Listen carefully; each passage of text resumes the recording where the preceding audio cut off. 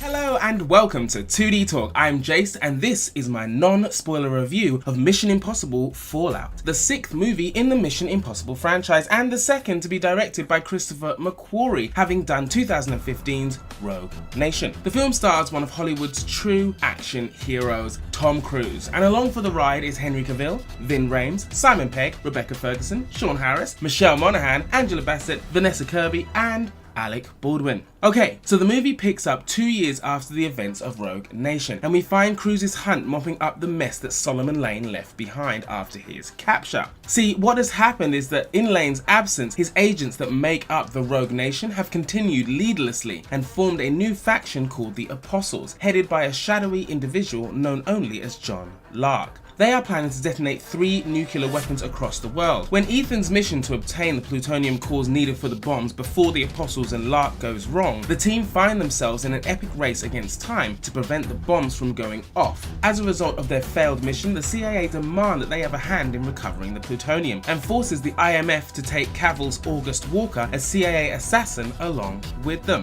Alright, so is the movie good? Yes. It's brilliant. The movie is so good. It's new, yet familiar, sophisticated, and action-packed. Let's hit the cast first, because wow, there are some really special cast members here. Obviously, we start with the movie star. Cruise once again proves he can do it all. The man just turned 56 at the beginning of July, and wow, the stunts he is doing are absolutely amazing. At this point, this is what he's known for, but he does deliver every single time. The Halo jump scene made him the first actor to do so on camera. They built a wind machine at the world's largest wind tunnel to rehearse this. It took over 100 jumps to get the scene right, and he jumped out of a plane at 25,000 feet, going at 165 miles an hour. I mean, just what? Just absolutely what? The mind boggles. And the helicopter scene as well was also completely practical. Cruise had to learn how to fly a copter, a task that he actually achieved and mastered in about 6 weeks. Then he had to fly the machine, act and operate the cameras all at the same time, as no one could be in the helicopter at the same time and not be seen. I mean, just, it's amazing what he is able to achieve. Everything he does pays off to give the audience the most surreal feeling of action ever. It's just wow. Okay, Cavill, Henry Cavill. Let's get the obvious stuff out of the way. The moustache. It was worth it. It was so absolutely worth it for Paramount to fight to keep that moustache in multiple ways. Now, is Cavill a good actor? Yes, I believe he's growing from role to role, and here as August Walker, he really steps up his game to distance himself from his most popular role to date, and that is of course Soups. His fight scenes are visceral and powerful. The CIA call him the Hammer compared to Ethan, who is more of a scalpel, and Cavill really lent into this fact. I will say that every time he wasn't on the move and he was just standing there, he stood just like Superman, and I think it's actually ingrained to him at this point. And during the latter half of the movie, it's where he really shines. He's so good, so very good. Rebecca Ferguson, the first female counterpart to Tom Cruise that has returned in the franchise, is back as former MI6 agent Ilsa Faust. Ferguson is phenomenal here. Her action scenes have also been stepped up from the first time round, and the relationship between her and Ethan is organic, and it shows that a strong female lead was needed in the franchise and is welcomed. She is also a true match for Ethan, both emotionally and possibly physically. And another female character that was so arresting in her performance was Vanessa Kirby as the White Widow, an arms dealer and a broker. She effortlessly navigated scenes through the movie with a quiet strength, and she really grabbed the bull by the horns when it came to showing her range as an actor. This isn't a variation on her Princess Margaret character from The Crown, and she has also landed a role in the new Hobbs and Shaw movie opposite Dwayne Johnson and Jason Statham, playing Shaw's sister. And after seeing her here, I'm very excited to see what she can do with that role.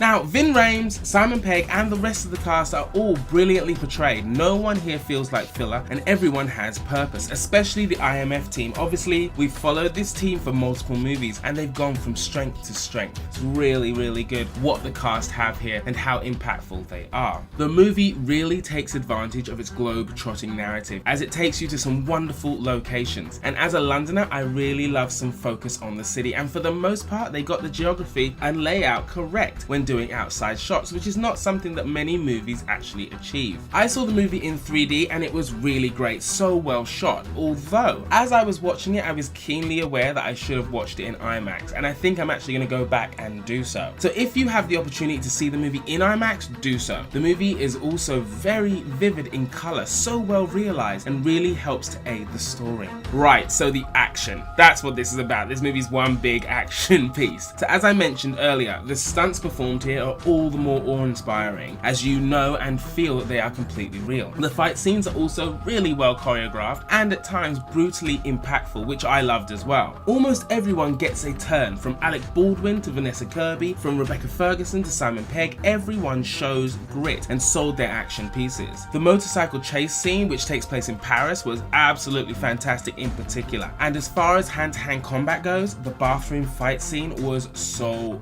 good. Absolutely loved it. So much fun. Again, IMAX is a must for all of this too. But the action and the visuals are a real feather in the cap of the director McQuarrie, who really upped the game from Rogue Nation, which is not something I thought could be done, but here it is. Alright, so let's go on to a weak point. One weak point, okay? It's just one. It's regarding the villain of the piece. Now, as this is a non-spoiler, I won't mention it, I won't go into it, but suffice to say, it came off as the least intriguing part of the story, but the villain is wonderful. So that kind of makes up for it in a lot of ways. Right, so to conclude this, Mission Impossible Fallout is another, if not the most worthy installment in the series. And it also does something different by making it the first true continuation by incorporating familiar villains, allies, and past events, which is something that gets me when it comes to continuations and franchises. And over its 2 hours and 20-minute runtime, I honestly can't find anything wrong with this movie apart from the aforementioned weak point. It was an enjoyable ride that really feels fresh and intelligent enough to help the franchise continue to new heights and help crews to continue to wow us with more and more fantastical stunts. It's one of the best action movies I have seen this year, no doubt. Do yourself a favor and go and see this. I'm giving Mission Impossible Fallout 4.5